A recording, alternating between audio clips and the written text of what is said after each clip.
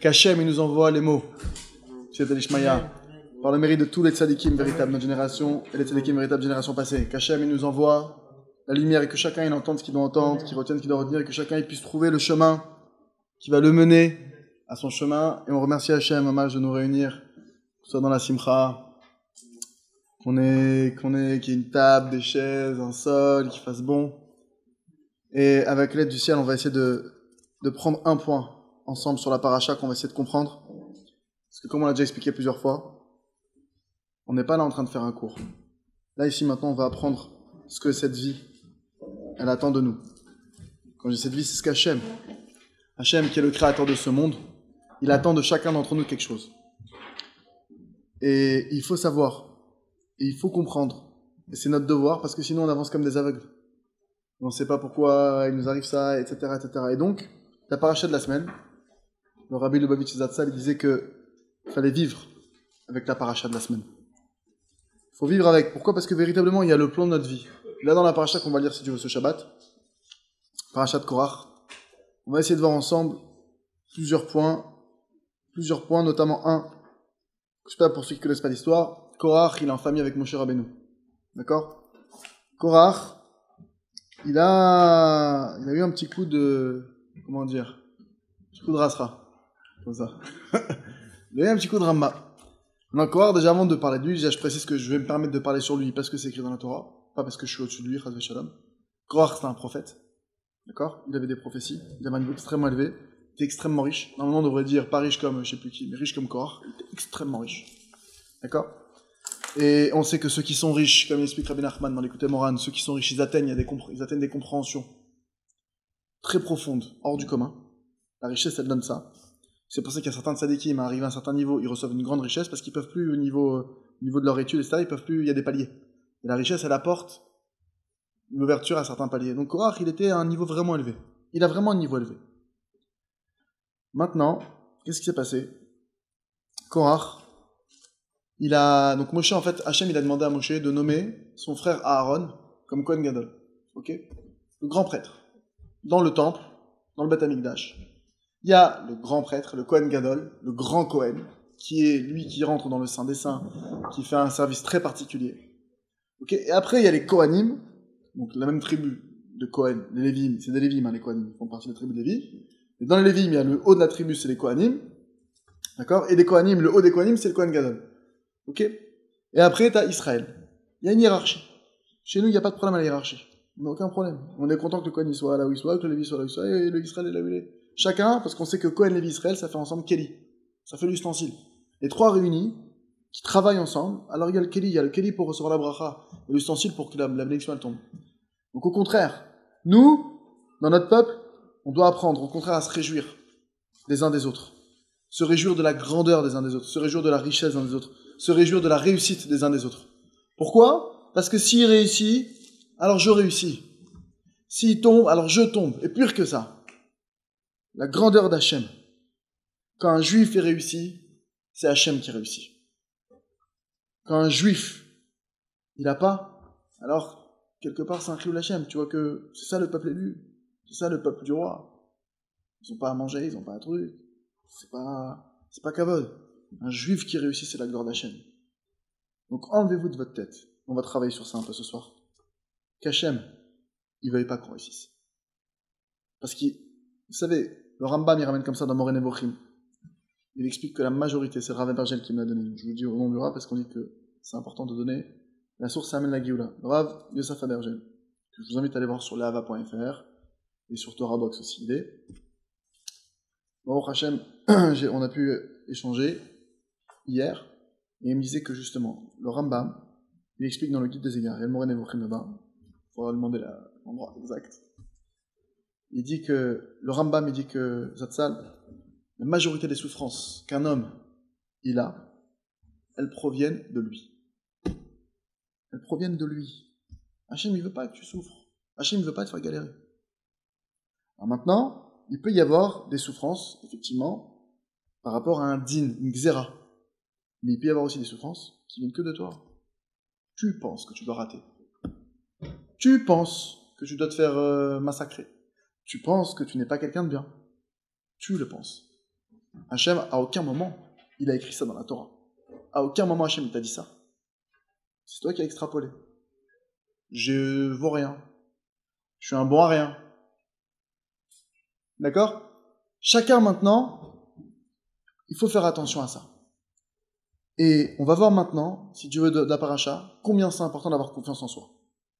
On a tendance à croire qu'avoir confiance en soi, c'est de l'orgueil. Alors effectivement, le type il dit, je suis le meilleur, je vais éclater tout le monde, moi, je suis le patron. C'est pas notre cas, d'accord? Ça, c'est des trucs qui sont extrémistes. Ça peut arriver des fois qu'on tombe dans un travers comme ça, mais ça se voit. C'est quand même voyant. C'est quoi avoir confiance en soi? Pourquoi c'est si important d'avoir confiance en soi? On va le voir ce soir. Avec l'aide du ciel, sur ce que il sera permis de vous donner. Et pour moi-même, je m'écoute. Je fasse tout va, moi aussi. Alors, Korach, donc il apprend la nouvelle que Moshe a nommé son frère, son grand frère, Kohen Gadol. Korach, il supporte pas. Il supporte pas voir Moshe. Il dit, oula, c'est quoi là, c'est les frères Lévi là, c'est quoi, c'est une mafia? Toi, Moshe Rabbeinu, grand prophète, grand rabbin, tu descends la Torah, ton frère grand Kohen, c'est quoi l'histoire? Il n'a pas accepté. Maintenant, je précise bien que Moshe Rabbeinu n'a agi que sur ordre d'Hachem. Au point que même quand il a été voir Aaron, son frère, Aaron, il voulait pas être Kohen. Il a dit non, ne fais pas ça, parce qu'Aaron a dit, je suis pas au niveau. Je suis impur. C'est le Midrash qui dit ça. Moshe dit à son frère, il dit, mais Aaron, tu crois que je m'amuse? Je dis ça dans mon langage, hein, c'est pas son... Mais je crois bien que je n'agis que par ordre d'Hachem. J'ai pas moi décidé que toi, t'allais avoir un poste. Dieu, il m'a dit que c'était ta place, point, ça s'arrête là. Donc c'est comme ça qu'il a accepté Aaron. Donc Korach, concrètement, il s'oppose à Dieu, là. D'accord? Maintenant, qu'est-ce qui se passe? Korach, qu'est-ce qu'il a fait? Et le Rav, il explique comme ça, on va essayer de voir un point de vue. Et des fois, tu peux lire la paracha et tu passes à côté. Korach, qu'est-ce qu'il a fait? Il a réuni tous les chefs de tribu. Je sais plus combien ils étaient au nombre de... Ils étaient au nombre de... Pardon? Voilà, 250. Chef de tribu? C'est quoi? Non, pas chef de tribu, c'est des gdolim, des grands rabbinim, je te dirais. Comme je te dirais, des grands rabbinim de l'époque. Korach, il vient avec 250 grands rabbinim de l'époque. Autant vous dire que tous les rabbinim étaient du côté de Korach. Du côté de Moshe, qu'est-ce qui reste? Les femmes et les enfants. Alors, imaginez un truc contemporain. Aujourd'hui, nous, on entend qu'il y a un rave où tous les rabbinim du monde s'opposent à lui. Qu'est-ce qu'on se dit? C'est un grand rabbin, attention, hein, imagine un des grands d'Israël, même le plus grand rabbin d'Israël. D'accord? On imagine que tous les autres rabbinim, tous, d'une seule voix, ils disent, c'est pas bon. Moshe, il a vécu un truc, c'est incroyable. Qu'est-ce qui s'est passé? Moshe, c'est écrit tellement, ses bras lui en sont tombés, quoi. Qu'est-ce qu'il a fait, Moshe? C'est la seule fois de l'histoire où on voit que Moshe, il a été extrêmement rigoureux. Il a prié à Hachem, il a demandé à Hachem la mort de Korach. Il a demandé qu'il meure. Qu'est-ce qu'Hachem il a fait? Non, c'était pas pour son kavod qu'il a fait ça, Moshe. On va comprendre ce qui s'est passé. Korach, il était à 2 doigts de détruire le monde. Parce que si l'opposition elle était passée sur Moshe, qu'il avait réussi à mettre cette brèche, d'accord? Et ça a fait quelque chose, déjà, de toutes les façons. Ce qu'il a fait, ça a eu un impact jusqu'à aujourd'hui. Toutes les marloktot, les divergences d'opinion, des mouvements les uns sur les autres, etc. La racine, elle est là-bas, hein. C'est lui qui a mis cette brèche dans le peuple. Pour que lui dise, c'est lui la vérité, lui il a raison, et on sait plus où aller. Tu sais plus, au point que la vraie vérité, tu peux passer à côté, quoi, entre guillemets. On peut te donner des... Donc il a failli, ce qui se passait, c'est que si maintenant à l'époque, le peuple avait écouté Korach, et donc il s'était détourné de Moshe, c'est écrit dans la Torah, Torah de Moshe Emet. La Torah de Moshe, elle est Emet. Sous-entendu, une autre Torah que celle de Moshe, c'est plus vrai. Et on sait que si la Torah n'est pas étudiée une seconde dans le monde y retourne au néant. Donc si Korach avait réussi son coup, que le peuple juif s'était détourné de la Torah de Moshe, le monde il serait fini. Fini tout, on ne serait pas en train de parler. Korach, il était à 2 doigts de zigouiller le monde. C'est pour ça que Moshe, il a été radical. Il a demandé sa mort. Maintenant, mais il n'a pas demandé la mort des 250 grands rabbinim qui étaient avec Korach. Parce qu'il s'est dit, eux les pauvres, ils se sont fait engrainer. Lui, Korach, il avait un intérêt, il savait bien parler, il a réussi à prendre leur truc. Hachem, lui, il n'a pas supporté qu'on s'oppose à Moshe. Ils sont tous morts. Korach, ceux qui l'ont suivi, les 250, ils sont tous morts. Maintenant, moi, je vous pose juste une question. Imaginez Moshe. Moshe, il est un ave, il est humble. C'est le plus humble de tous les hommes. Moshe, il se retrouve avec les plus grands rabbinim de tous les temps qui s'opposent à lui. Il y a de quoi fléchir. Il y a de quoi se dire, bon, peut-être je fais une erreur. Il y a tous les rabbinim contre toi. Ok, c'est Moshe Rabbeinu. Il y a de quoi se dire, attends, il y a un problème, il y a... Peut-être j'ai mal compris, peut-être ils ont raison, la majorité. Je suis seul contre 250. Avec moi, il y a les femmes et les enfants. Faut se poser la question. Au point qu'il y a une Gemara comme ça, où il y a un Rav qui se rappelait de ses vies intérieures, et qui se rappelait, il dit, ouais, j'étais présent, je me souviens avoir été présent quand il y a eu des disputes entre Korach et Moshe. C'est Zéla, non, alors vous étiez de quel côté, Rav? Je vous dis la vérité, j'ai pas tranché, je savais pas où aller. Je dis, mais comment ça? C'était Moshe. Je dis, mais si vous aviez été à l'époque, le tel balagan que ça a fait de voir tous ces rabbinim d'un côté, Moshe. Pour vous dire, encore une fois, on voit que les gens simples, les enfants, les femmes, entre guillemets, la simplicité, c'est pas qu'elles sont bêtes, hein, la simplicité, ça donne qu'on arrive à se rapprocher rapidement. Et les gens qui sont les chachamim, c'est le plus dur, ceux qui croient, qui savent, ceux qui pensent avoir compris. Et regardez ce qu'il dit ici. Il dit comme ça. Il dit, bah, Ikrouch Martato, d'accord, Ikrouch Martato, non.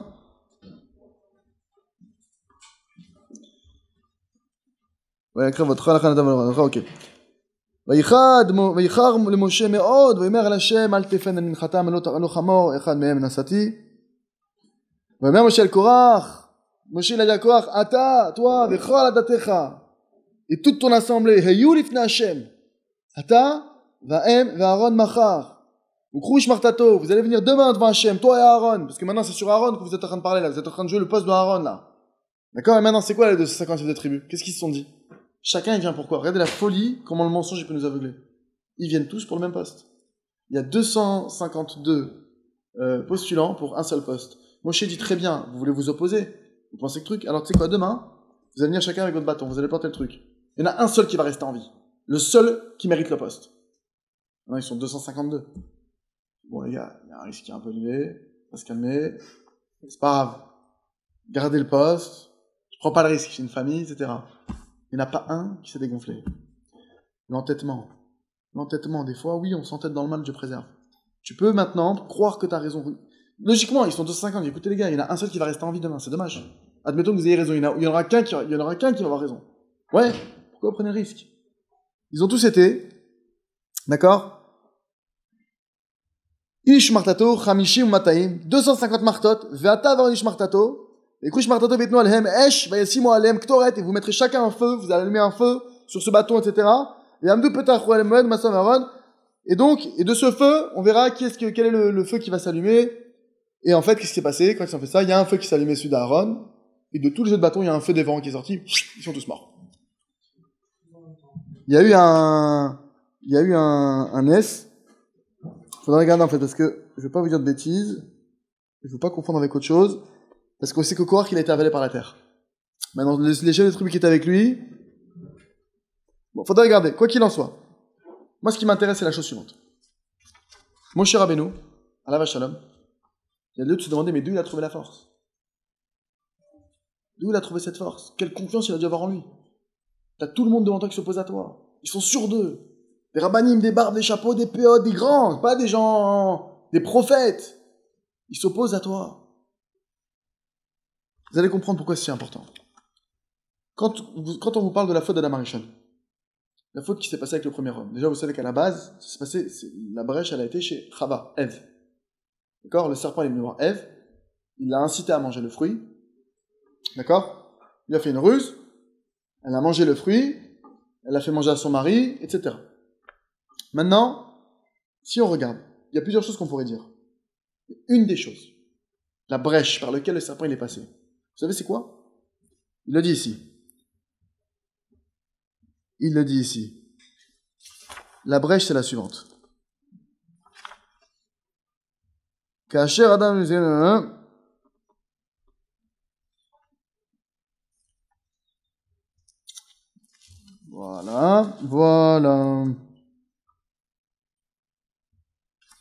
Voilà. Ok, c'est ici. Il dit comme ça. Il dit, Vetsarir she'amin be'atzmo. Un homme, il doit avoir foi en lui. Que quoi? Chez Mashid Barerlo, Zoemet, que ce qu'il a réussi à éclaircir. T'es venu, t'avais une question. Est-ce qu'il faut faire Shabbat, faut faire Shabbat? Par exemple. Est-ce que ce chemin, il est bon ou pas? Tu poses des questions, on t'étudie le sujet. Tu demandes à ton rave. T'as éclairci le sujet. Ouais. Lo yuchal shum davar vishum adam bolam la ziz otomaemet. Une fois que t'as trouvé cette vérité, plus aucun homme ne doit pouvoir te bouger de ça. C'est fini. Plus aucun homme. Tu dois avoir foi que ce que tu as compris, c'est bon. Ce qui a fait trébucher Ève, c'est quoi? Qu'est-ce qu'elle s'est dit? Peut-être j'ai mal compris. Peut-être j'ai interprété, peut-être, je sais pas moi, l'arbre, c'est vrai qu'il a l'air pas mal, et puis si on peut comprendre, et puis si on peut monter peut-être plus haut, et si... Pourquoi tu doutes? Tu n'as pas appris le truc, tu t'as pas dit ton mari. Tu n'as pas dit non, ça c'est la source, c'est clair et net, Hachem il a dit c'est non. Le problème, c'est qu'elle a bien entendu, mais elle a douté d'elle-même. Elle a douté d'elle-même. Donc nous on dit non, attention, faut pas être orgueilleux, c'est pas de l'orgueil. Si tu doutes de toi, c'est fini. C'est la porte ouverte toutes les fenêtres. Demain je peux t'amener à la synagogue, demain je peux t'amener en boîte, demain je peux t'amener à Ibiza, demain je peux t'amener à Jérusalem. Bah, t'es jamais sûr de toi. Donc je peux toujours trouver le moyen de trouver la chose pour te dire, oui mais attends, il y a une mitzvah d'aller, on peut toujours trouver le moyen d'eux. D'accord? Regardez ce qu'il dit. Veillez takif birtsono kolkar. On doit être tellement puissant dans sa volonté. She'av beotam nos'im shurachot mod mila asigam. Que même dans les sujets que je suis loin d'atteindre, je suis pas encore au niveau. Il y a des sujets qu'on étudie des fois. Par exemple, on étudie, on n'a pas à toucher une fille. On n'a pas à regarder une fille. Ok? Maintenant, moi je sais que quelqu'un il sait que ça c'est l'objectif, mais il sait qu'il est au niveau 1 sur l'échelle de 0 à 100. Ok. Il sait qu'il y a un chemin très long, de là à arriver, faire la, pas faire la bise, etc. À chaque chose, il sait que c'est long pour lui. Il va faire la guerre, vitames, la guerre à Matarazo. Il va tout faire pour y arriver. Pourquoi? Parce qu'il a éclairci la vérité. Il sait que c'est ça le but. Il fera en sorte. Ça veut dire quoi, il va faire la guerre? Par exemple, il y en a un, il va dire, moi je fais 100 bis par jour, je vais en faire 90 par jour. 10 bis de moi, ça changera ma vie, je le fais. Il va commencer à rentrer dans la guerre. Mais c'est débile, allô? La vérité, c'est que ça, faut arrêter. Ma manière d'arrêter, c'est celle-là. C'est où? Il n'y a pas de calcul. Parce qu'une fois que tu sais que c'est la vérité, une fois que tu as découvert la vérité, une fois que tu as attrapé la vérité, il n'y a plus rien qui peut t'affaiblir. C'est fini. Où il n'y a rien qui peut t'empêcher d'arriver à ton but. Et c'est de cette manière que tu vas réussir à obtenir ce que tu veux.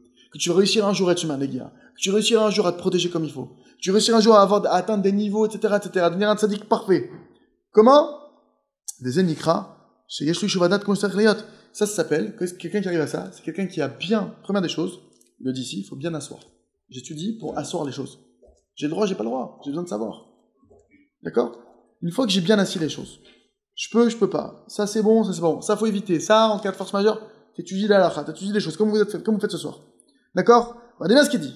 Kol od nishar ladam et safek mayem, et tant que l'homme il a un doute sur ce que c'est que la vérité. Peut-être c'est pas interdit à 100% les filles. Peut-être oui, on sait pas, à l'époque, c'est il y a 3000 ans là, hein, on est en 2014, Facebook, Narnbook, ce que vous voulez, il y a tout est présent, ok? Tant qu'il y a un doute, tant que l'homme il sait pas c'est quoi le chemin véritable, il a un doute sur ça. Et qu'est-ce qu'on attend de lui concrètement? D'accord? Il sait pas ce qu'on attend de lui. Par exemple, il dit, mais moi je vais en boîte de nuit, je vais pas arrêter de faire la bise aux filles. Pourquoi pas? Bah, c'est pas logique, je vais pas aller en boîte de nuit faire la bise aux filles. Par exemple, quelqu'un va te dire ça. Genre, il vient un chacham. Je comprends pas l'idée. T'as 1000 euros de découvert, alors tu peux l'augmenter? Non, tu sais que t'as découvert à la banque. Limite la casse. Tu veux te donner le loyer, t'es obligé. Paye le loyer. Tu sais qu'en boîte de nuit, voilà, il y a ta copine qui est là. Tu vas lui tenir la main. Ok. Donc c'est déjà découvert. Ok, Besséder. Limite la casse. Pourquoi faire la bise? Pourquoi faire plus? Reste à 1000. T'es pas obligé d'éclater le compte. Ok. Ce que je veux dire, c'est qu'il faut savoir ce qu'on attend de nous. Il faut savoir. Tu vas dire, mais c'est pas logique de faire ça. Mais il n'y a pas de logique là-dedans. Dieu veut savoir c'est quoi la vérité. La vérité, c'est que tu dois vouloir la vérité. La vérité, c'est que tu dois te séparer des filles. Maintenant, toi, ton niveau actuel, c'est plus faire la bise, par exemple. Il y a des gens qui commencent, ils continuent en bas, ils font plus la bise. Mais c'est pas logique de faire ça. Mais quel rapport la logique? Lui, il est capable. Aujourd'hui, la question, c'est de quoi tu es capable? Dieu, qu'est-ce qu'il te demande? Est-ce que tu es capable? Est-ce que tu es capable d'arrêter la boîte de nuit? Ah non, ça, je peux pas, c'est impossible. Mes copains, mes trucs, je peux pas, je vais me tirer une balle. Ok, mais quand tu vas en boîte de nuit, T'es capable de pas faire la bise? Ouais, ça je m'en fous. Alors fais-le. On va dire que je suis un fou. Bah ouais, on dirait que t'es un fou alors. Je crois que tu ne seras pas le seul sur cette terre, hein, t'inquiète pas. Déjà, il y en a plein avec toi dans la boîte de nuit ce soir-là, vous êtes plein. Il y a plein de fous. En tout cas, il y en a, ils rentrent, ils ont, je sais pas, on sait pas ce qu'ils arrivent, et rien quand on regarde, on dirait que le type, il a nagé sous l'eau pendant 4 heures. Il a les yeux, bonjour, on est 4. Oui, d'accord? C'est pourquoi, d'accord? On sait que le safek, le doute, ça a la même valeur numérique que quoi que Amalek. Le doute, même valeur numérique qu'Amalek. À chaque fois que tu vas douter de toi, que tu vas dire, oui, mais qui me dit? Alors c'est sûr maintenant, tu dois faire ce travail. Est-ce que ce que je fais, c'est bien ou pas? Est-ce que c'est vrai ou pas? Ok, c'est un travail qui est en amont. Mais le jour où t'es en boîte de nuit, t'as décidé de pas faire la bise aux filles, il y a une fille qui vient et qui dit, mais t'es vraiment bizarre, toi, comme garçon. Qu'est-ce que tu vas dire à ce moment-là? Bizarre et fier de l'être? Tu vas dire, bon, écoute, dis à personne, bah, allez, si tu veux. Un mec, quelqu'un qui a pris la décision, il a compris maintenant. Ok, la fille, elle s'avance pour lui faire la bise.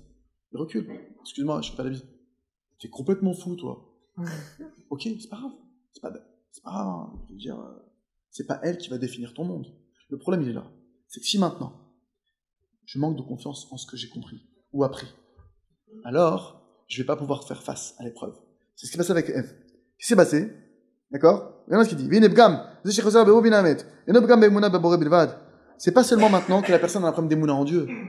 Dieu, il veut pas ça. Ou dans les tzadikim, ils t'enseignent la Torah, les sages, les chachamim. C'est le problème, c'est quoi? C'est que la personne, elle manque de confiance en elle-même. C'est ça la base de tous les problèmes. Ça, on nous le dit pas assez. Ça démarre, en réalité, c'est une des pierres quasiment... Parce que si tu crois pas en toi, alors je vais t'apprendre quelque chose maintenant. Mais si tu crois pas en toi, demain on va te dire, mais c'est des bêtises. Qui tu vas croire? Pourtant, là, maintenant, tout de suite, tel que ça va t'être expliqué, tu vas dire, mais c'est clair, exactement, c'est ça. Mais si tu doutes de toi, bah demain, on va te montrer autre chose. D'accord? On va dire, attention, quand tu as un problème, il faut que tu tournes vers Dieu. Demain, on va dire, pas du tout, tu as un problème, il faut que tu envoies tes CV, t'as pas de travail, c'est les CV, c'est tout, il y a que les CV qui comptent. Qu'est-ce que tu vas faire demain? Ouais, c'est vrai, les CV, c'est vrai. Et regarde sur Monster, et on va avec des preuves, attention, des preuves à pipeau, hein, mais bon, regarde Monster, regarde les gens, regarde Tata, truc, et regarde l'autre, tu sais, des trucs, ok, je vais faire le CV, mais c'est pas ça on va te détourner du truc. Tout ça pourquoi? Parce qu'à la base, j'ai douté de moi. Chacun d'entre nous, on a toutes les clés pour réussir notre vie. Chacun d'entre nous, juifs et non-juifs, on a tous les clés. Hachem, c'est un Dieu qui est miséricordieux, c'est un Dieu qui est bon. D'accord? C'est pas un Dieu qui lâche l'affaire. Dieu préserve de dire ça. Dieu n'est pas laxiste. Dieu n'est pas, négligent. Il a mis des règles, etc. Mais laxiste, ça veut dire faut pas, par exemple, faut pas passer par la fenêtre, mettons. Tu passes par la fenêtre. Quelqu'un qui est laxiste, il va dire quoi? Bon, allez, c'est toi, c'est pas grave. Chas v'shalom de dire ça. Dieu, il n'est pas laxiste. S'il a dit que celui qui passait par la fenêtre, c'est 1000 euros d'amende, tu vas devoir les payer. Maintenant, Dieu, il y a une qualité, c'est quoi? Il y a une différence avec un homme qui voudrait faire avec Dieu, il te dit, écoute, tu les dois. Maintenant, si tu me demandes pardon, si tu reconnais ton erreur, tu changes, je suis prêt à effacer la dette. Mais c'est pas du laxisme. C'est pas, je te laisse faire ce que tu veux quand tu veux où tu veux. Non. Dieu, il est prêt à nous pardonner. Dieu, il veut notre bien, etc. Mais si tant est qu'on fasse le chemin. Maintenant, un homme, il doit croire en lui. Shema Shelomed Batora, qu'est-ce qu'il apprend dans la Torah?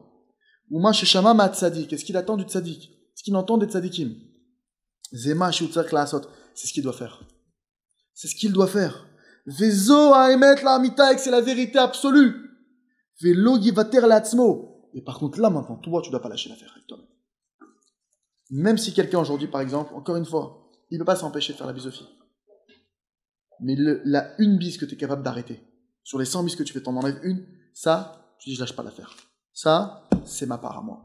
C'est peut-être mon effort, peut-être que pour certains, il vaut rien, mais même ça, c'est faux. Vous devez avoir la foi que chacun de vos efforts, il a une valeur inestimable. Vous devez avoir la foi que chacune de vos pensées positives, elles ont une valeur inestimable. Chacun d'entre nous. Vous savez ce qu'on veut nous faire croire des fois?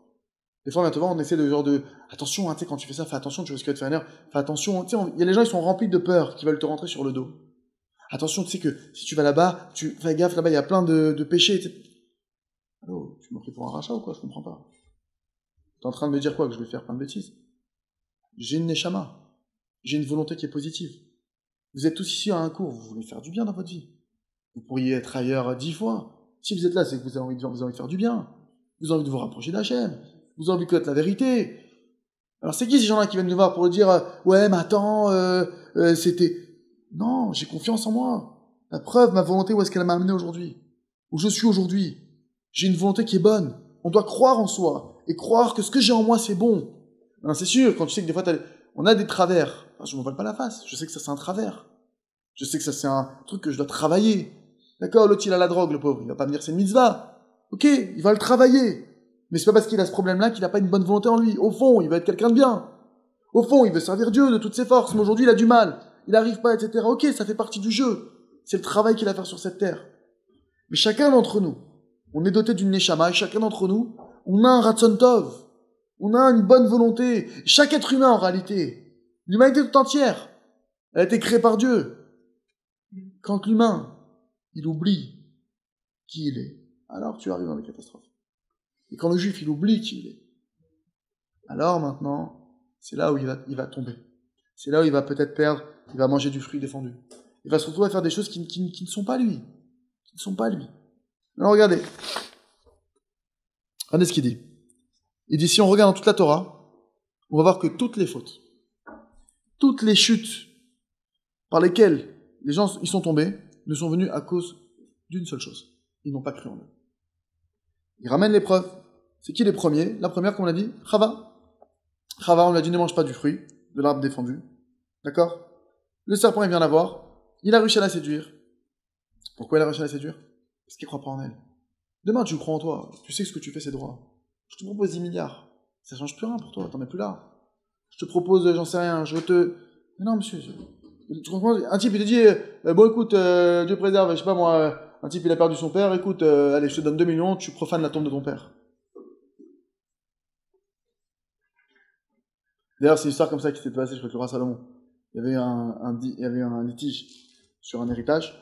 Il y a un fils qui était parti. Entre-temps, le serviteur était resté dans la maison. Un père qui était très riche. Le père, il est mort. Le serviteur, il s'est fait passer pour le fils. On imagine à l'époque, il n'y avait pas de pièce d'identité, des trucs, etc. Ils arrivent dans le roi Salomon. Les deux, ils disent, c'est moi le fils. Le roi Salomon, ils sont sur le truc. Ce qu'il leur dit, il dit très bien.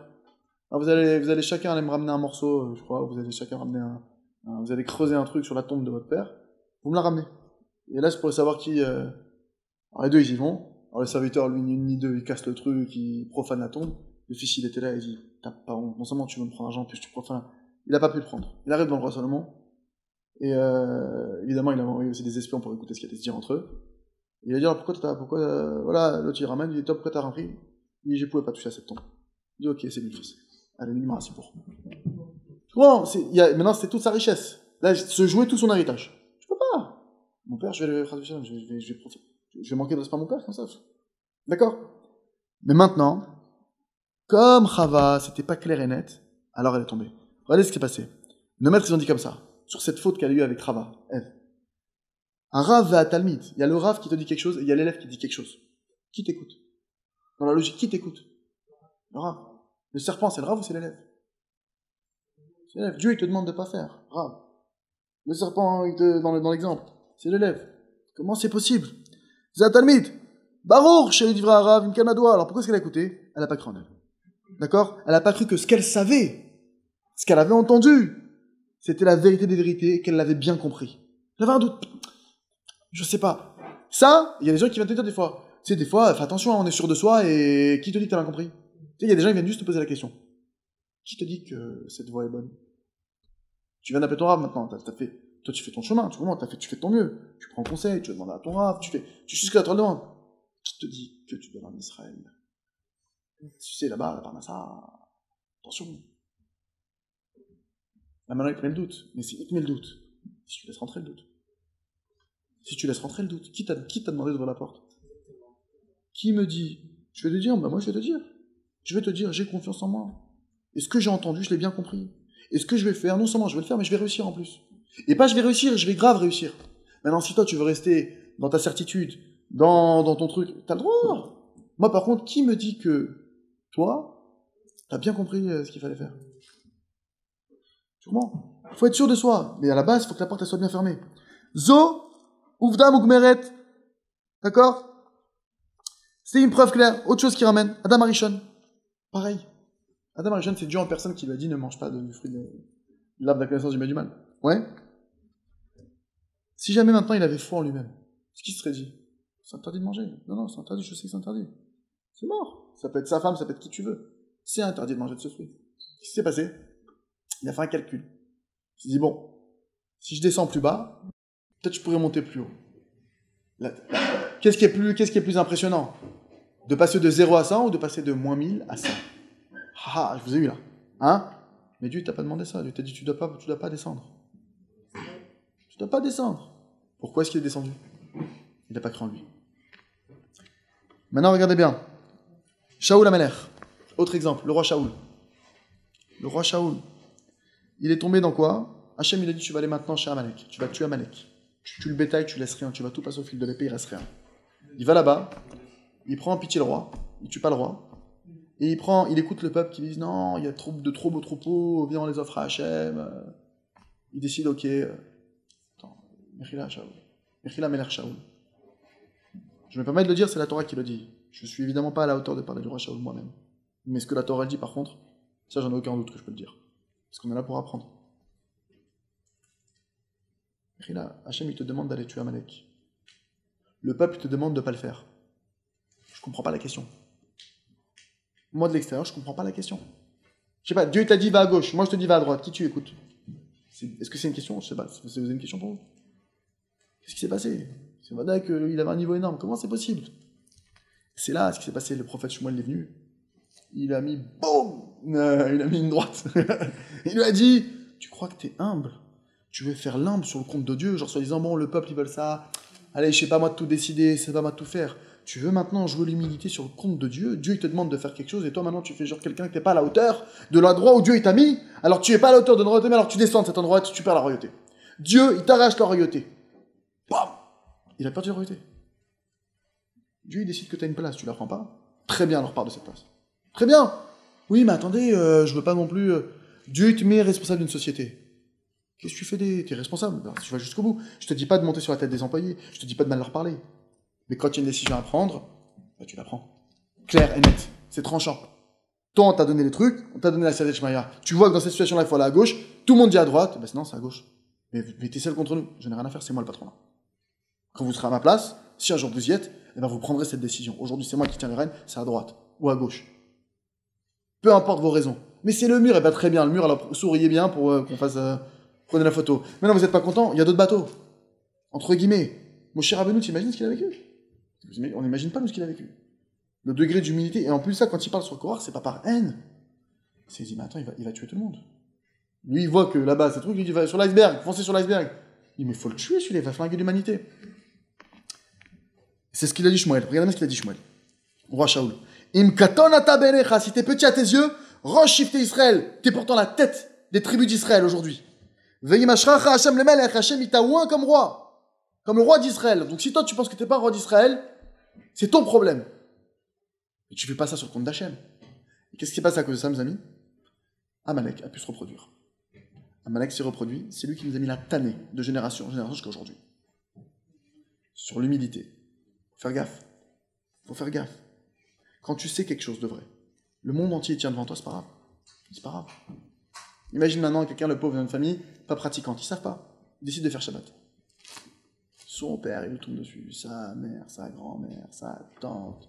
Je m'en fous, tu me fais ça, tu prends la voiture, c'est une soirée, c'est là, toute la famille elle vient là-bas, truc. C'est pas grave. Je vous aime. Je vous demande pardon si je vous fais de la peine, c'est pas mon but. Mais je ne prendrai pas cette voiture. Je ne prendrai pas cette voiture. Et le respect des parents, il est haut, et les arguments, et les trucs. Je t'ai payé les vacances, et je t'ai payé le truc, je t'ai acheté la voiture, c'est ça le remerciement. Je vous aime, mais je ne ferai pas cette chose-là. C'est vous qui voyez maintenant. Maintenant, moi, je vous dis la vérité, ça me ferait tellement de mal de faire cette chose-là. Je sais que vous m'aimez. Tourne à l'envers, l'histoire. Je sais que vous m'aimez. Ne me demandez pas de faire quelque chose qui va me faire du mal. C'est pas caché, je mange pas, maman. Je suis désolé, je sais que tu l'as fait avec amour. Je sais qu'il va être super bon le plat. Je peux pas manger cette assiette. Le cœur y est, mais je ne peux pas. Ne me demande pas de faire cette chose-là. Maintenant, il faut le faire bechorma. Tu comprends? C'est sûr, évidemment, tu peux pas, maman, c'est pas que j'ai. Mais maintenant, ce qui est sûr, parce qu'une fois, ça m'est arrivé. Au début, j'ai fait tchouva. Et j'étais encore dans les endroits, on va dire, branchés. D'accord? Je faisais plus la bise. Une fois, il y a une fille qui s'approche de moi. Elle me voit mode, d'accord, un gent, elle s'approche de moi pour faire la bise. Donc maintenant, je suis devant tout le monde, elle est là. Je recule. Je dis, je suis désolé, je fais pas la bise. Alors, elle a mal pris, et là, elle me dit, t'as pas honte, c'est pire de faire honte aux gens. Mais là, je préfère, je suis désolé, je voulais pas lui faire honte. Mais c'est permis, c'est interdit de faire la bise. Ouais, bah alors dans ce cas-là, ne viens pas ici. Ouais, mais là, tu vois, là, tu veux m'avoir. Parce que si je t'écoute et que je viens pas ici, je vais craquer sur toute la ligne. Aujourd'hui, je suis capable de venir ici et de faire la bise. C'est mon niveau. C'est mon level. C'est mon level. C'est pas grave. Ça m'est arrivé une fois après, dans d'autres situations, parce que forcément, quand tu fais tchouva, t'as des étapes. Vous croyez quoi? Vous croyez que du jour au lendemain, les pirates, là-bas, ouais, 2 secondes, pas la fumée par le nez, 2 secondes. 2 secondes. C'est pas du jour au lendemain que tu fais le. D'accord? Au début, tu montes, tu descends le truc. Donc j'ai fait des trucs complètement incohérents. Bah ouais, bah, mais c'est normal. Habituez-vous à être incohérent. Dans le sens où, c'est pas grave. Il y a des gens, par exemple, il va manger, je te prends un exemple, lui, il est capable, il mange la viande strictement cachère, mais bon, jusqu'à aujourd'hui, il mangeait les langoustes, les crevettes, les homards, la viande pas cachère. Maintenant, il dit, bon, la viande, c'est vrai, c'est exagéré. Et tu vas manger un homard juste derrière. Je dis, oh, toi, t'es fort, quoi. Ouais, je suis fort. Merci, c'est vrai, je suis fort. Pour arrêter la viande, je te promets que ça n'a pas été évident. Parce que je pourrais la manger encore, la viande. Je prends la charale ou la viande bien saignante. C'est pas grave. Au moins, il faut connaître sa place. Non, je dis pas qu'il doit manger le homard, celui-là. Mais lui-même, il se connaît. Si tu lui demandes tout, il fait rien. La viande, il peut faire. Tu veux lui demander ce qu'il peut faire. Parce qu'encore une fois, il va pas manger la viande. Il va commencer à prendre confiance en lui. Tu vois que je suis capable d'arrêter la viande, quand même. Les gens, ils viennent te casser. Ouais, mais attends. Je suis peut-être pas le babassa de la génération, mais j'ai été en boîte, c'est vrai, c'est pas bien. Mais est-ce que j'ai fait la bise? Ah, je l'ai pas faite. Donc, je suis capable de changer. Je suis capable de braver des choses. Et je suis capable de prendre des décisions dans ma vie. Et de ça, tu rajoutes. Tu rajoutes. Et tu rajoutes. Et un jour, peut-être, tu auras les titres en boîte. Ok, on fait pas de coups de lasso sur le podium, etc. On fait pas de la chaîne. Je disais sur moi, le type, il est là, il est en boîte, il a pas la kippa. Je me dis, mais quel rapport les titites? Quel rapport les titites?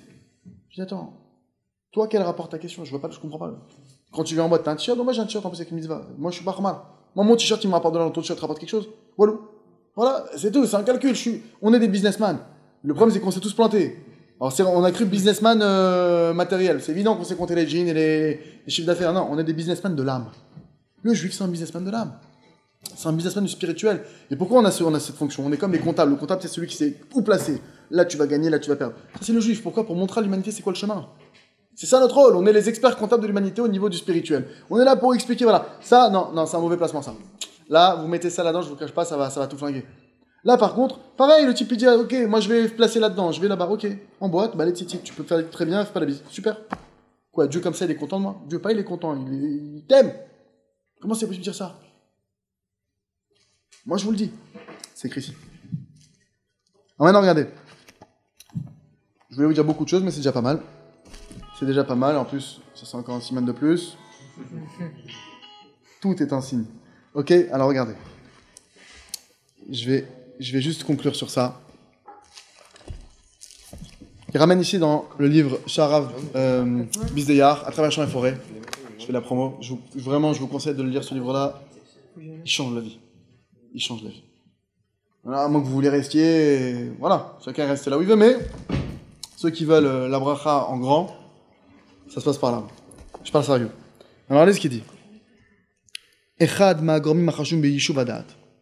Un homme qui n'a pas yishuv hadat, qui n'a pas ce qu'on appelle un esprit, on va dire, serein, un esprit clair. Quand tu dois prendre une décision, tu as besoin d'avoir l'esprit maintenant, d'avoir l'esprit posé. C'est une des conditions sine qua non. D'accord? Tu as besoin d'avoir un esprit, voilà, là c'est un moment, je suis pas pollué, je vois clair, je suis calme, je suis serein, là je réfléchis. D'accord? Maintenant, une des conditions pour arriver à ce qu'on appelle yishuv hadat, avoir un esprit bien apaisé, un esprit bien assis. Grâce à ça, il va pouvoir être puissant dans sa réflexion. Puissant parce que maintenant, quelqu'un qui n'a pas confiance en lui, même dans sa réflexion, lui-même, quand il réfléchit, et qui te dit que ça c'est vrai, et qui te dit que tu penses ça, et qui te dit que tu aimerais ça, alors c'est fini, il s'en sort plus. Je sais pas si j'aimerais ça. Je sais pas si je veux ça. Je sais pas si je ferais ça. C'est pas possible, je t'arrache la tête. Peut-être que je ferais ça, peut-être pas que je ferais ça. Tu sais bien ce que t'aimes. C'est-à-dire que, regardez, le problème c'est qu'on peut arriver à un niveau, à cause de ça, où nous-mêmes, on n'arrive plus à se... Parce qu'on se dit au fond, qui me dit que ce que je vais dire, sur moi-même, attention, je parle pas sur toi, c'est vrai que toi je te connais pas, moi je me connais. Quand je mange du chocolat, je sais si j'aime ou pas, il n'y a pas de rachma là-dedans. Quand je suis fatigué, c'est pas de leur fromage, je sais si je suis fatigué ou pas. Tu vois, normalement, quand tu t'arrêtes, tu as un projet, tu as un truc, tu t'arrêtes, ok. Je veux ou je veux pas. Ok, alors si je fais ça, il y aura ça, ça et ça. Ah non, ça je veux pas, par contre, ça je sais que j'aime pas. Ok, donc ça, on retire. Là, je peux faire... Ah non, ok, donc là, je peux pas. Donc je vais aller autrement. Tu te connais. Quand tu fais un projet, tu es obligé de te projeter un minimum. Le problème, c'est quoi? C'est que si à la base, la personne maintenant, elle n'a pas confiance en elle-même. D'accord? Da'agenu, c'est-à-dire, chez Yahamin, chez Mashit Barer, que donc tout ce qu'il a compris, que tout ce qu'il a appris dans sa vie, ce qu'il a compris dans sa vie, c'est la vérité. T'as appris une chose. Maintenant, c'est sûr qu'on n'est pas à l'abri de l'erreur. Mais est-ce que c'est parce que ça, c'est vrai que je ne vais pas avancer dans la vie? Si aujourd'hui Dieu, c'est les cartes qu'il m'a données en main, c'est que c'est aujourd'hui le degré de vérité avec lequel je dois avancer, et c'est comme ça que je réussis ma vie. Oui, mais demain et le lendemain, tu vas te rendre compte, aujourd'hui, tu as appris ça et tu ne le savais pas hier, tu as fait le mettre dans le mur. Déjà, il n'y a pas écrit Dieu sur mon front. Faut arrêter de me dire j'ai fait le mettre dans le mur. Comment? Moi, je fais de mon mieux. Parce que tu voudrais me faire croire que moi, maintenant, moi, déjà, j'ai une bonne intention. Moi, je fais de mon mieux. Et mon mieux, c'est quoi? Je le précise aussi, c'est quoi mon mieux? Des fois, mon mieux, c'est que je me lève à midi. Sinon, on s'imagine que le mieux de mon mieux, c'est que je me lève à 5h du matin, je fais la prière, j'étudie 5 heures, et puis je suis là, et je fais des mitzvot, du chesed, etc. C'est sûr que ça, c'est dans l'absolu ce qu'il y a de mieux. Mais le mieux, c'est par rapport à toi. Par exemple, un type, il était en boîte de nuit. Il a fumé un joint et il a bu de l'alcool. Il rentre, il se couche à 6h du matin. Il se réveille, il est 15h. Dans un état bizarre. Ok? Alors le mec qui n'a pas compris le système, il dit, bon ben moi, de toute façon, là où j'étais, pas mettre les tefs, il est 3h, c'est n'importe quoi et tout. Non, il est 3h, ok. Ben, ton mieux, c'est de mettre les tefs à 3h maintenant. J'ai pas la force, ok, peut-être à 4h. Ton mieux, c'est selon tes cartes. D'accord? Oui, mais si j'avais pas été en boîte, ok, bah ça c'était pas... Le fait est que la carte que tu as eue hier, tu n'aurais pas dû y aller. Sur le principe de ce que Dieu veut. Maintenant, le fait est que tu es passé, c'est le chemin par lequel tu passes. C'est sûr que si maintenant on était le samedi soir en question et tu me dis, Michael, j'y vais ou pas en boîte? Je te dis, mais non, mais on fait autre chose. Là, on va, au lieu en boîte de nuit, on va en bête à midrash. En boîte de nuit. On va ailleurs, tu vois ce que je veux te dire? Mais maintenant, le truc, c'est que je sais très bien que tu m'as pas appelé parce que tu n'avais pas le courage de m'appeler. Je savais très bien ce que j'allais te dire. Quoique, je t'aurais dit au moins, si tu m'avais dit, je suis sûr que je suis en bas de nuit, je dis, bon, viens, on limite la casse. Comment on peut limiter la casse? Bon, ne mets pas le jean comme ça, déchiré, c'est bon, t'es pas un animal. Ok. La coupe, mets la coupe normale, ne fais pas la coupe. On aurait limité la casse, tu comprends? T'aurais été, mais t'aurais. Tu bois, mais pas trop. C'est-à-dire que. Mais, concrètement, chacun d'entre nous, notre mieux, d'accord? C'est selon la situation. On doit avoir la foi. Que je suis capable de prendre des bons choix pour moi. Mais mes bons choix, les gens ils savent pas que des fois tu vas faire un choix, que pour lui c'est grave d'avoir fait ça. Par exemple, il te dit, t'es en boîte de nuit, quoi? Alors que t'as été à un cours jeudi soir, t'étais à joie de vivre, t'as pas honte. Non, lui il sait pas. Lui qui te parle là. Il sait pas que samedi tu t'es embrouillé avec ta mère. Il sait pas que t'as bouillonné, t'as failli truc. Il sait pas que samedi soir t'étais à deux doigts de faire des folies. Et que tu te dis, bon, faut que je me calme, tu sais quoi, voilà. Plutôt que d'aller faire ça et ça, je vais aller en boîte. Il sait pas ce qu'il y avait derrière la boîte. Et ça se trouve, pour toi, ce soir-là, encore une fois, j'encourage pas à faire ça. Mais maintenant, ce que je veux dire, c'est que c'est relatif. Il y en a qui vont aller, Dieu président, dans un endroit qui est peut-être pas recommandé, mais là-bas, ils font 10 fois moins de bêtises qu'ils avaient été ailleurs. Et lui, ça se trouve, il sait pas que ta kavana, c'est de faire le moins de bêtises. Il a dit, de toute façon, ne pas sortir, je peux pas. Mais au moins, je vais aller dans la sortie, je ferai le moins de bêtises. Et il sait pas qu'aux yeux d'Hachem, ce que tu as fait là, c'est un maasé sadique. C'est une action de bien. C'est une action qui est bonne. Alors lui, il vient pour te casser, mais il sait rien de toi. Alors la question, c'est la suivante. Pourquoi je vais laisser les autres venir me dire si ce que je fais, c'est un bon choix ou pas? Quand quelqu'un dit, mais c'est n'importe quoi ce que tu as fait. Qu'est-ce que tu es en train de dire? Que je suis un âme batté, que je suis pas capable de prendre un choix pour ma propre vie, que je sais pas ce qui est bon ou pas. Tu vois ce que je veux dire? Que je suis pas. Alors moi, je suis le style, en fait, j'adore le poison. J'adore me flinguer. C'est mon kiff dans la vie. Donc toi, t'es un mec normal et moi, je suis un tordu. Oui, mais alors on n'est pas parfait. C'est vrai que je suis pas parfait. Mais si toute ma vie je doute de moi, si toute ma vie j'ai jamais confiance en moi, si tout le temps je me dis que je suis un âne batté, c'est vrai que je vais finir. Mais je vais devenir le pire. Le pire du pire. Parce que le pire du pire, avant d'arriver au pire du pire, c'est un mec bien à la base. Il n'est pas né fou. Tu comprends? Il n'est pas né psychopathe. Et ça va rachat. Vous savez qu'il y a une chose qu'on ne peut pas lui enlever. Le fait qu'il n'ait pas eu l'amour de sa mère, ça a joué. C'est-à-dire que sa mère, elle aimait, mais il y a eu une préférence. Ce truc-là qu'il a eu, ça lui a mis un coup dans son estime. Ce manque d'estime qu'il a eu sur lui, bah, regardez le résultat. Le jour de la mort de son grand-père Abraham, vol, viol, meurtre. Mais comment il a pu arriver à ça? On dit qu'Esav, s'il avait fait tuer, il aurait été plus au Karakov. Comment c'est possible? Il n'a pas d'estime de lui. Tu te doutes bien qu'un juif qui se met à faire les pires choses du monde, il n'a pas d'estime de lui. C'est le fils d'Yitzhak, c'est le petit-fils d'Abraham. T'as compris qu'il y a un problème d'estime, là. Yitzhak Milvor, des savent. T'es capable. Renforcer. Maintenant, je ne juge pas, encore une fois, je parle sur ce que la Torah permet de nous apprendre. Mais au contraire, c'est pour ça qu'Yitzhak, lui, c'est pour ça qu'il a mis le paquet sur Esav. On voit qu'Yitzhak, et c'est pour ça que sa mère, Rivka, elle a contrebalancé, elle a dit, Yaakov, fonce, va prendre la bracha, ton père va lui donner. Mais à la base, Yitzhak, il a vu qu'Esav, il avait un gros potentiel, mais donc un gros Yetzirah. Il a vu que lui, il avait besoin de soutien. Parce qu'avec un potentiel comme ça, avec une force comme ça en lui, s'il ne croit pas en lui, il en est foutu. Yaakov, il a vu qu'il tenait la route. Il a vu que lui tient la route. J'ai vu, lui, il est ishtam, il est droit, entier, il tient, mais Esav, lui, mais Esav, vous savez ce qu'il était censé faire? C'était faire la guerre au monde. La guerre, entre guillemets, la guerre pour Hachem. Là, aujourd'hui, on serait pas en train de... On n'en serait pas où on en serait si Esav, il avait fait son travail. Le nom de Dieu serait dans tout le monde entier. Tout le monde connaîtra Hachem. Tout le monde connaîtra Hachem. Tout le monde. Maintenant, Yaakov, c'est sûr qu'il a fait ce travail. Je suis pas en train de... Ce que je veux dire par là, c'est que si vous imaginez si Esav, il a eu confiance en lui, l'estime de lui. Imagine maintenant, il a fait une bêtise. Non, Esav, t'inquiète pas. C'est pas toi cette bêtise. C'est pas toi cette bêtise. Toi, c'est le fils d'Yitzhak. Toi, c'est le petit-fils d'Abraham. Toi, tu peux maintenant... Et Béhémet, s'il avait joué le jeu, je vous dis, il serait monté plus haut qu'Yaakov. Réellement. Réellement. C'est pas de la blague. Alors, Kibgam ze shel choser haberur. D'accord? Le fait maintenant de ne pas avoir éclairci bien la situation. Donc mon rôle à moi, c'est d'éclaircir bien une situation. Mais une fois que maintenant j'ai éclairci la situation, à Shabbat, j'ai pas le droit de porter quand je sors dehors. Oui ou non? Non. Tu dis dans le détail. Est-ce que c'est un Rishut Arabim, un Rishut Yachid, un Carmélite? Il y a plusieurs types de domaines publics à Shabbat. Domaine privé, domaine public, etc., etc. Ok, tu poses toutes tes questions. Jusqu'à ce que tu es clair dans ta tête. Donc moi j'habite dans cette rue, il y a une cour intérieure, j'ai le droit, j'ai pas le droit. Est-ce que tu vas demander, le Rav va tout t'expliquer. Tu poses toutes tes questions. Donc tu sais que Shabbat, tu vois le film de ce que tu fais. Là, je peux porter les clés, là je peux pas. Je suis clair et net. Le moment arrivé, si on te demande de porter les clés, à l'endroit il faut pas. Non, Mechila. Mais maintenant, tout le fond du truc c'est quoi? Ça démarre d'où? Je dois avoir confiance que j'ai la capacité de comprendre. J'ai la capacité. On entend le Hémet. Je suis capable de dire ça, c'est du Hémet. Je suis capable de dire, maintenant, évidemment, je suis toujours en recherche de bien. Je suis prêt à m'améliorer, je suis prêt à avancer. Et quand j'ai compris quelque chose, jusqu'à ce qu'on me prouve par A plus B que ce que maintenant peut-être j'ai fait une erreur, tant que c'est pas prouvé, que là, jusque-là, j'avais prouvé ça, je continue. Parce que la plupart du temps, ce qui se passe, c'est quoi? D'accord? La plupart du temps, c'est quoi? C'est que maintenant, voilà, je finis sur ça. Yosef, je vous donne un exemple typiquement opposé. Nous, le problème, c'est quoi? C'est que dès qu'on est, entre guillemets, tu fais quelque chose, tout le monde te dit c'est pas bien, comment tu te sens?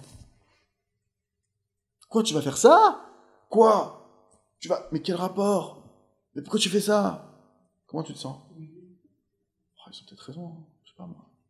Imagine, ton père, il vient, un argument, ta grand-mère, mon oncle, ta sœur, imagine dans la même semaine. C'est une achamaïe, là, tout le monde me dit ça. Tu peux croire que c'est ça. Alors, je vous dis une chose, déjà, des fois, souvent, quand tu veux atteindre quelque chose et que tu manques de volonté, qu'est-ce qu'il fait Hachem? Il t'envoie ce qu'on appelle une niya, un empêchement. Par exemple, tu dis, moi j'aimerais bien la yeshiva. Mais quel rapport la yeshiva? Il est devenu fou, mon fils. Il veut devenir rabbin. Quel rapport? Tu veux faire 2-3 semaines à la yeshiva. Donc maintenant, je comprends, mais elle a le truc... Ta mère, elle a la vision du Maroc, elle s'angoisse. Ton père, lui, il est en Algérie. Pire, il se dit, oulala, qu'est-ce qu'il va devenir? Chacun, il a l'image qu'il a accrochée. D'accord? Et il se dit, mais attends, en plus on nous dit, alors les copains qui viennent, arrête, tu vas pas faire le coup, toi, yeshiva, arrête. Toi là, Mickaël les yeux bleus, arrête, ok? Arrête, les surnoms qu'on te donne, on les connaît, arrête tes bêtises. On veut venir te mettre des doutes, des vrais doutes. Mais en tant que tu vas à yeshiva, tu sais que t'as entendu. Tu veux aller apprendre, tu veux te rapprocher d'Hachem, tu veux te mettre en immersion. Tu sais que là-bas, maintenant, tu vas pouvoir te couper de ton entourage, tu vas pouvoir avoir un esprit peut-être plus clair. Tu vas pouvoir maintenant poser toutes tes questions, tous ces trucs que tu n'as pas eu le temps maintenant. Tu vas passer nuit et jour, tu vas t'occuper de toi, t'occuper de ton spirituel, de ton devenir. Si tout le monde vient te voir, tu doutes. Regardez Yosef Hatzadik. Lui maintenant, il avait un éclaircissement clair de ce qu'il devait faire. Clair et net. Dans Yosef Hatzadik, écoutez bien ce qui s'est passé. Imaginez sa situation. Il se fait jeter par ses frères. Il se fait vendre par ses frères. Ses frères, c'est pas des rigolos, c'est les chefs de tribu. Yehuda, Binyamin n'était pas là, mais Reuven, Shimon, Lévi, Yehuda, Issachar, tous ils sont là. Tous ils disent, c'est un paria, il faut le jeter, il faut le truc, il faut le tuer, non le tuer. Bref, il se sent moins que rien. Il se fait vendre. Il a perdu sa mère. Il se fait vendre par ses frères. Il se retrouve esclave. Imaginez comment tu te sens. T'es loin de chez toi. Il a 17 ans. Il est tout seul. Qu'est-ce qu'il se dit? Mais la terre, elle m'en veut. Qu'est-ce que je t'ai fait, Dieu? Tu me prends ma mère, on me jette, et mes frères, qu'est-ce que je leur ai fait? Tu comprends? Il avait tout pour... Il était au top avec son père. Et là, il se retrouve, 17 ans, devant la femme de Potiphar. On dit que cette femme-là, elle avait toute la séduction de toutes les femmes du monde réunies en elle. Je ne sais pas si vous imaginez le truc. Elle ne remettait jamais la même tenue. Il a 17 ans. Il est en pleine fleur de l'âge. Il est tout seul. Il est abandonné. Il a été jeté. Il a été trahi. Il a été balancé. Il est au point, tu peux dire, tu dois se dire, celui-là, ouais, faites gaffe qu'il passe pas à côté d'une corde ou d'un truc. Puis imagine lui, il faut... Mollo, hein. Quand elle l'a incité, la femme de Potiphar, Ma Katouf Sham, qu'est-ce qu'il y a écrit là-bas dans les mots? Vayemaen. De la chaîne de Imoun. Il a cru en lui. Vanigun, Shalamila Vayemaen, ou Shalshel, Nigun, Aroch, Dainu, Yosef, Mehen. En fait, qu'est-ce qui s'est passé? Yosef, il a cru en lui. La femme de Potiphar, elle est venue avec des arguments, vous imaginez même pas des arguments. Elle était astrologue, lui aussi était astrologue. Maintenant, elle lui dit, regarde, toi tu lis dans les astres. Il dit, ouais, regarde, si tu vois que tu vois ma descendance, je dois avoir une descendance avec toi. C'était véritable dans les cieux. Elle lui montre que d'avoir une descendance avec lui. Elle lui montre, t'es un chef de tribu. Regarde, il y a 2 tribus qui sortent là, ça passe par moi. Oh purée. Sauf qu'il y avait une différence. C'est que c'était avec sa fille adoptive, qui était qui? C'est qui ça fait? Osnat, la fille de Dina. D'accord? Il était donc, elle vient voir avec un argument de taille. On doit avoir des enfants ensemble. On doit truc. Tu peux pas, c'est le projet divin, le truc taille. Lui, il a dit non. Betsura Khan Mashmaït, d'une manière claire et nette. Qui a yalo berour betaketa berour. Il a su, c'est assourd. C'est une femme mariée. Je suis pas marié à elle. Vélo, oil ou kol pitouya. Vous savez pendant combien de temps elle a séduit? Pendant 1 an. Pendant 1 an. Il a 17 ans. C'est la femme qui a le plus de séduction au monde, qui ne remet jamais la même tenue pendant 1 an. Il se fait séduire nuit et jour. C'est sa maîtresse. Elle vient avec des arguments de taille. Qui a italo emuna ba'atzmo, parce qu'il avait une foi en lui, que ce qu'il a appris, c'est la vérité. C'est la vérité. Demain, vous êtes, Dieu préserve, je ne souhaite pas d'être là-bas, mais demain, s'il y en a parmi vous qui se retrouvent dans un endroit, un pub, un bar, un truc, et que vous avez décidé, même ça vous vient à l'instant, et je vais faire une bise de moi. La fille, elle arrive, et elle vous fait une tête, et les copains qui vous regardent, ne doutez pas de vous. Cette bise-là, elle vaut des milliards. Ce que vous allez pouvoir garder, ce que vous allez pouvoir faire, ça vaut des milliards. Et même si on vous dit, mais t'es un abruti, t'es un fou, t'es un malade, on s'en fout de ce que les gens y pensent. On s'en fout. Yosef, c'est notre exemple. Les Chachamim, c'est nos exemples. Qu'Hachem, il nous aide tous à bémet, à avoir confiance en ce qu'on apprend et en sa définition.